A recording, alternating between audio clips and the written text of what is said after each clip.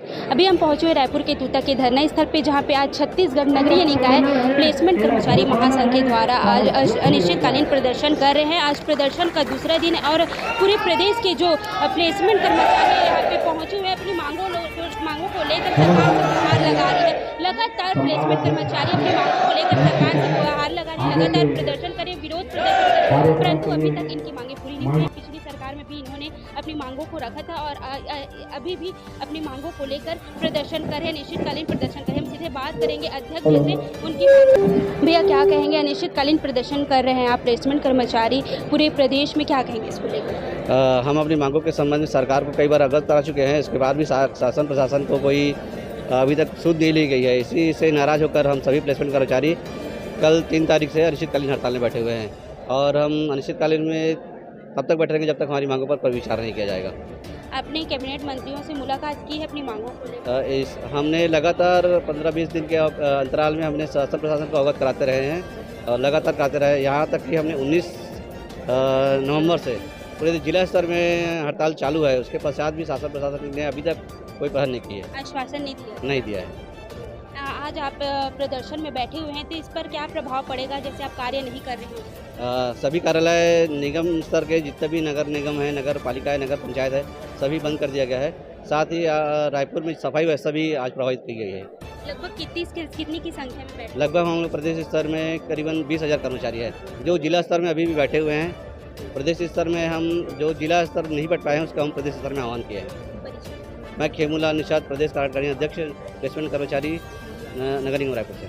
आप क्या कहेंगे? अनिश्चितकालीन प्रदर्शन करें, प्रदर्शन का आज दूसरा दिन है। मैडम, ये हमारे साथ लगातार हम लोग शासन को अवगत कराएं, उसके बाद भी हमें आज भी यहाँ बैठे हैं, कोई उच्च अधिकारी द्वारा कोई भी हमारे से संपर्क नहीं किया गया है। इससे हमें बहुत आशा लग रही है।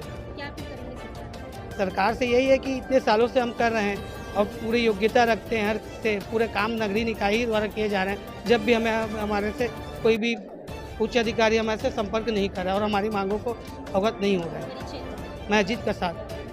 आप क्या कहेंगे भैया? पिछली सरकार में भी आप लोगों ने काफ़ी प्रदर्शन किया, विरोध प्रदर्शन किया है और इस बार भी आप भाजपा की सरकार में प्रदर्शन कर रहे हैं, क्या कहेंगे इसको लेकर? क्या उम्मीद रखते हैं भाजपा सरकार से? मुझे समझ में नहीं आता है कि हम लोग जो पिछले 6 साल 7 साल से हम लोग जो अपनी बातों को, अपनी मांगों को सरकार के समक्ष रख रहे हैं, जब बीजेपी की सरकार आती है तो वही मुद्दे हमारे विपक्ष के नेता रखते हैं और जब कांग्रेस की सरकार आती है तो वही मुद्दे हमारे बीजेपी सरकार रखती है। ये हमारे समझ से परे है कि हमारी मांगों को दोनों सरकार जानती है, उसके बावजूद भी अभी तक हम लोगों के ऊपर कोई ऐसा हमारी समस्याओं को दूर नहीं किया गया है। कितनी सूत्री है? हमारी 3 सूत्री मांग है, जिसमें प्रथम मांग तो है हमारा ठेका प्रथा बंद करना, जो हमको ठेका प्रथा बंद करके सीधे निकाय से तनख्वाह मिलने चाहिए। वो इसलिए क्योंकि ठेकेदार अपने माध्यम से हमको पैसा देता है, जो तनख्वाह हमको 1 से 7 तारीख के बीच में होनी चाहिए वो हमको 15 से 20 तारीख को मिलता है। किसी कर्मचारी को तो 2-2 महीने तनख्वाह नहीं मिलता है। हम एक छोटे कर्मचारी हैं, हमारा तनख्वाह अधिकतम 11,200 रुपये तक है। हम लोग 15 साल 20 साल से काम करने वाले हैं, सभी शादीशुदा हैं, कहीं बच्चे हैं, कोई किराए में रहता है, 5,000 वो अपना किराया दे के वो 6,000 बचाता है। तो ये ऐसे में कैसे काम चल पाएगा? ये हमारे लिए बड़ी दुविधा का विषय है। ना ही हमारे वेतन वृद्धि हो रही है, ना ही हमको सीधे निकाय से भुगतान किया जा रहा है। ये बहुत बड़ी समस्या है। आने वाले दिनों में क्या है, विरोध प्रदर्शन देखने को मिल सकती है? हम सरकार से ये चाहते हैं कि हमारी मांगों को सुने। हम भी नहीं चाहते हैं कि हमारे जो कर्मचारी हैं वो ऐसे बैठे रहें। हमारे जो पूरे छत्तीसगढ़ के प्रदेशवासी नागरिक जन हैं वो समस्याओं से अवगत हो, लेकिन जब तक ये समस्याएं हमारी जो कार्य बाधित नहीं होगी तब तक हमारी मांगों को तो सुना नहीं जाता है, सिर्फ आश्वासन दिया जाता है। हर बार मांगों में हम ज्ञापन देते हैं और हमको एक दिलासा दे के छोड़ दिया जाता है। अभी प्रभावित हुआ है तो लोगों के नज़रों में आ रहा है ये सब चीज़ें, उनको सोचना चाहिए। तो ये थे काफ़ी निराश है कर्मचारी, और भी जो कर्मचारी हैं उनसे बात करेंगे।